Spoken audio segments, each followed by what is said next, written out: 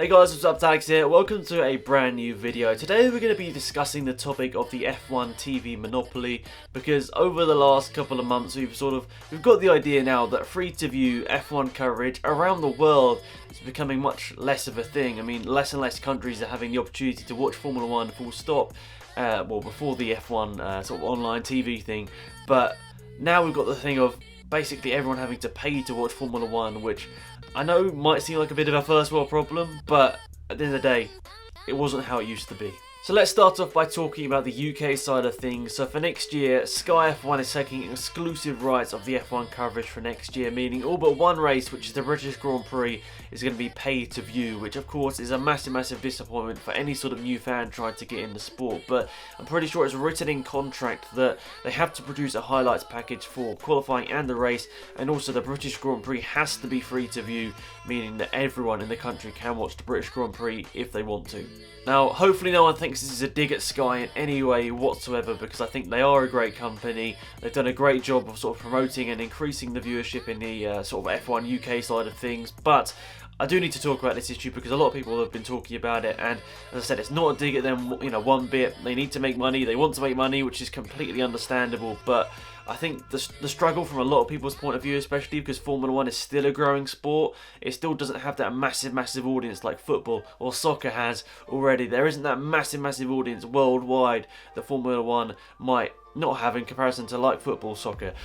So yeah, that's why I think the struggle to move to, to pay to view means that less and less fans are going to be inclined to pay for it when it's maybe only a sport they've been watching for like 1 or 2 years. And trying to capture any new viewers, younger viewers, how are they going to find a way to sort of fund paying for F1 Sky, which, as a person that's now grown up, I mean, you can pay for it, but when you're younger, how are you supposed to find the money and the subscription and all that to sign up to Sky and pay this money for a sport that you watch once every 2 or 3 weeks? So as previously mentioned, by the looks of it, they have to produce a free highlights package that everyone can watch worldwide, but this is a thing that doesn't really make much difference to me now, because surely everyone will just go to the F1 YouTube channel, which has been going better and better over the last couple of years, producing high quality content, not just of the race. They produce maybe like a 6-7 minute highlight reel of the race, containing all of the best moments of the race, and they also produce highlights behind the scenes sort of stuff. The F1 Grid Paddock Pass with Will Buxton is absolutely fantastic.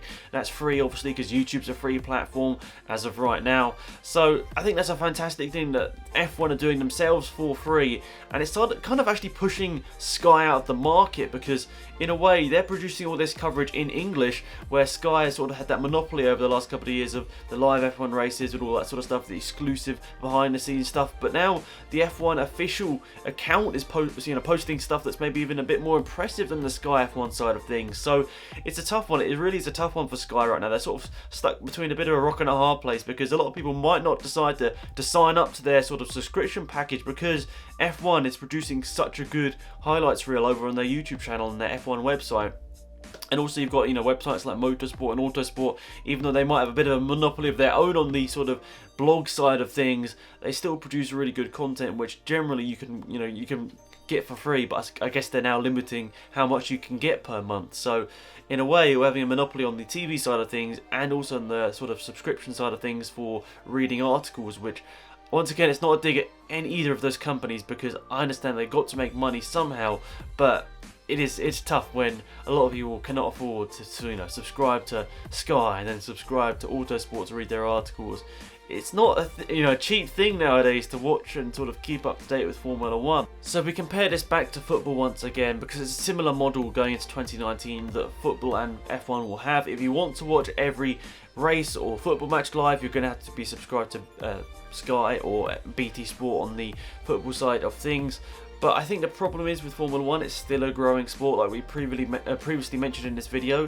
There isn't the audience for F1 right now that there is for football, meaning there's going to be less and less people inclined to pay that subscription fee to sign up to watch a sport maybe they've only been following for a couple of years, whereas football has that massive loyal fan base where people will go out their way and spend a lot of money to watch football and support their one team. Like, it's different with Formula 1 because you're going to be watching your team or driver every other weekend, but with football on Sky, for example, you're not guaranteed to see your team playing, so it's a slightly different model once again. But I think for me personally, why I don't understand this on F1 side of things, like I guess it's governing body over at F1 trying to obviously make as much money as possible, which once again is understandable. Everyone's going to make money somehow, but I think that whilst this sport is growing, they shouldn't have taken away all of the free to view stuff, because Channel 4 has been doing a fantastic job, and BBC before that, in producing great live coverage of Formula 1, and they were capturing new viewers. BBC and Channel 4 are getting way more viewers than Sky are getting each week,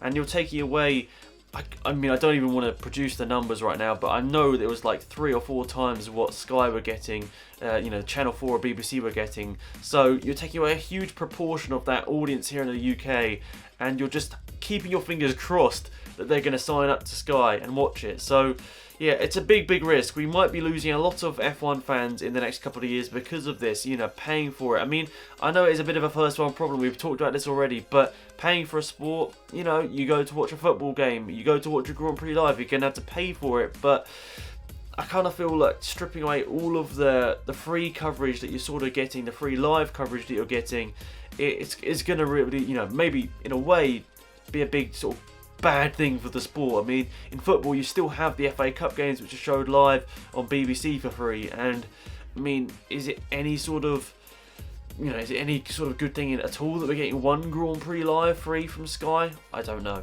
I feel like I'm going to keep going around in circles if I keep going on this topic, but of course, my side of things now. I think it's a big disappointment to strip away that live side of things, especially when the sport is still growing. And it's not just the UK that are having this problem as well. I've got a list of other channels around the world, or countries around the world, that are stripping back their free to view. Italy, Germany, USA, I think only has 2 F1 live races, which is going to be USA and Mexico. And I think, so Germany, Spain, that was the other one. Spain is the other one that has no sort of free to view F1 coverage, which means a lot of the biggest nations in Europe that watch Formula 1, a lot of the nations that have the big names in the sport don't have free to view, which means that in a way, people are going to look elsewhere. People are going to look for the legal way to watch our sport, and surely we shouldn't be encouraging that. Surely we shouldn't be encouraging that sort of behaviour. But, when a kid can't afford to pay the subscription fee of Sky, I mean, what other choices he got? If he wants to watch F1 live, what other choices he really got? So is this, in a way, F1 being a little bit greedy, trying to sort of grab all the money as quickly as possible and just hoping it works out in the long run?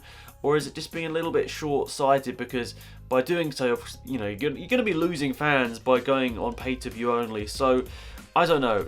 Is it a quick sort of cash grab, or is it maybe a little bit intelligent in thinking, we're going to make people pay for this coverage, and then hopefully the coverage they will be getting by Sky, the increased subscriptions is going to mean that the quality from Sky is going to be better and better and better each year. So I don't know. I personally feel that Channel 4's coverage has always been really fantastic.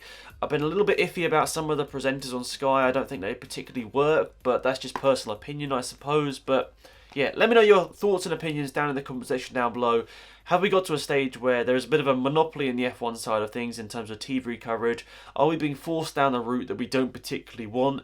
And yeah, what's the deal really? I mean, a lot of people are going to be getting the F1 sort of live streaming service, which I think is going to be fantastic. It's still not ready, which is a bit disappointing. We were sort of promised it at the start of the season, and it's sort of not come out as quickly as possible.